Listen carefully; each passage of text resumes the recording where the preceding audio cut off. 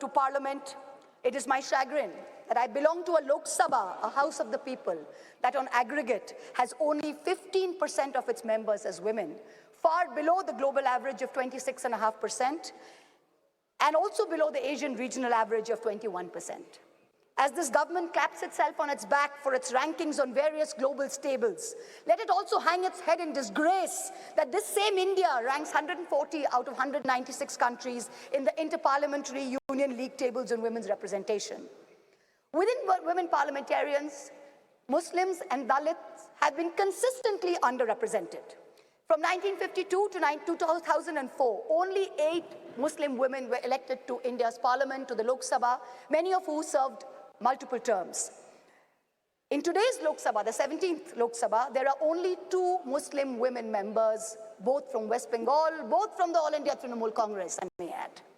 The numbers for male and female turnout in the last general election were nearly the same, 66.7% and 66.8% respectively. But women's candidature, that number of women who are being put up for elections, which is the first step towards getting elected to the Lok Sabha, remained at an abysmal 9%, up from only 7% in 2004. As we started our innings yesterday, our new innings in this newly constructed temple of democracy, our Honorable Prime Minister grandly proclaimed that it seemed he was ordained to perform many important tasks for this country, including this one. And then with much fanfare, this government introduced this bill, claiming credit as usual for a groundbreaking move. But wait, what does this bill really say? Article 334 of the bill says, the reservation shall come into effect only after delimitation has been undertaken. Delimitation will only be undertaken after the relevant figures for the next census have been published. The rotation of seats for women shall take effect after each subsequent exercise of delimitation. So what does this mean?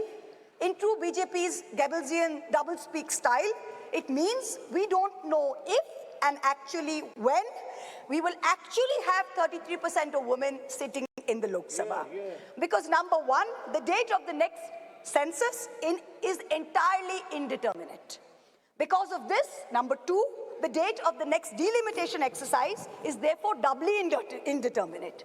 It is also controversial, as my esteemed colleague Kanimoji from the DMK spoke. She said, according to the data, we will have an increase of 0% in the number of seats for Kerala, 26% for Tamil Nadu, but a whopping 79% increase for both Madhya Pradesh and Uttar Pradesh.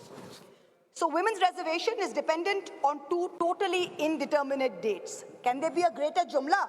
Forget 2024. This may not even be possible in 2029. We are being asked time and again, do we support the Women's Reservation Bill? Trinamool Congress is bill ko support karega ya nahi? BJP's liaison members are reaching out to us, calling us, asking us to support this bill wholeheartedly. No ifs, no buts, pura support, please kijiye. To them we say very clearly, we not only support a women's reservation bill, but in truth, it is Mamata Banerjee, India's only female chief minister today, who is the mother of this bill, who has given birth to the original idea where she has unconditionally sent 37% of women MPs to this parliament on her ticket. What you have brought here, what this government has brought here today, is not a women's reservation bill. It is a women's reservation rescheduling bill and should be renamed as such. Its agenda is delay. Its agenda is not reservation. The endless dithering over when there will be the next census, when there will be the next delimitation, will only ensure that the urgent need of reservation for women in elections to the parliament and to state legislatures will be indefinitely delayed yet again. Alas, this is not the historic bill that it is being touted as. It is a sham. And for the women and the men and the girls and the boys who will be the future women and men of India, we had better recognize this because it is staring at us in the face. And I also hope that a sufficient number of amongst us, the current members of parliament, also recognize this bill for what it is, which is a sham.